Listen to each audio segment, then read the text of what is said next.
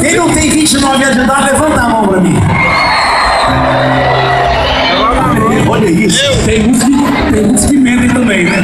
Não, mas na verdade, tenho certeza que o pessoal foi muito sincero. Hoje nós temos 29 anos de carreira e 20 anos de trabalho profissional de CD e 20 anos de sucesso. São 15, 16 anos de sucesso nacional. E estarmos aqui hoje é um motivo de muito orgulho pra gente. Eu quero agradecer muito o convite, agradecer a presença de cada um de vocês aqui hoje, o sucesso dessa festa, o presidente da festa, todas as pessoas que estão trabalhando aqui em Patos de Minas hoje, porque fazer uma festa tão organizada assim é difícil, gente. Hoje Bruno Marrone faz festa no Brasil inteiro.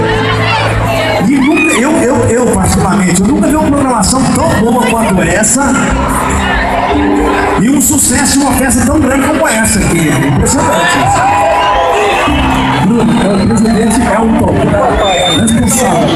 O Elton, presidente Elton. Elton? O Elton que é responsável. Não, Hélio Cruvinel Borges. Hélio Cruvinel Borges. Quero mandar um beijão especial pra ele, pra sua família. Agradecer